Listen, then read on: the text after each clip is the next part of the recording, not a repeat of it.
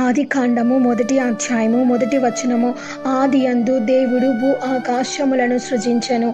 ఈ సర్వ సృష్టి ఆరంభం ఎప్పుడో కూడా మనకు తెలియదు. కొన్ని వేల కోట్ల సంవత్సరాల క్రితం అని కొందరు అంటున్నారు, కొన్ని వేల సంవత్సరాల క్రితం అని ఇంకొందరు అంటున్నారు. కానీ బైబిల్ సృష్టి ఆరంభం సమయం ముఖ్యం కాదు. కానీ మనకి ఈ సృష్టి జరిగించింది సత్యమే అనేది చాలా ప్రధానంగా ఉంది. ఈ జగత్తు శాశ్వతం కాదండి. దేవుడు ఒక్కడే శాశ్వతుడు. జగత్తు ఉనికి రాకముందే దేవుడు ఆయన ఈ విశ్వాన్ని శూన్యంలో నుంచి తన హక్కు ద్వారా, అపరితమైన తన శక్తి ద్వారా చేశాడు. ఈ మహా సృష్టికర్త ఈ మొదటి వచనంలోనే మనకు కనిపిస్తూ ఉంటాడు.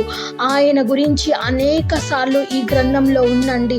అయినా కానీ ఆయన యేసయ్య మనకి చెప్తున్న ఆయన వృత్తాంతము, ఆయన యొక్క మహాకార్యాలు, అద్భుతములు, ఆయన వాక్కులు ఈ గ్రంథంలో మనకి చెప్తుంది.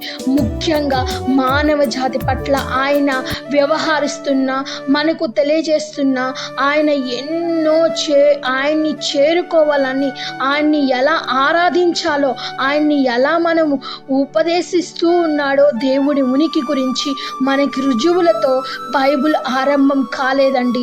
ఆయన జరిగిస్తున్న చర్యలతోనే ఇది మొదలైంది. ఆయన చర్యలు, ఆయన ఎలాంటి వాడో అని మనం తెలుసుకోవడానికి నెరవేర్చిందండి ఈ బైబిల్. మనము ఈ మాటని జ్ఞాపకం చేసుకున్నప్పుడల్లా మన సర్వ సృష్టికర్త ఏ దేవుడు ఈ యొక్క సమస్తాన్ని కూడా తన నోటి మాటతోనే ఆయన చేశాడండి.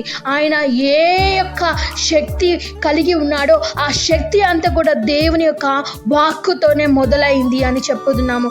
దేవుడు ఆది యందు భూమిని ఆకాశములను సృజించాడు అని మరొకసారి జ్ఞాపకం చేసుకున్నాము.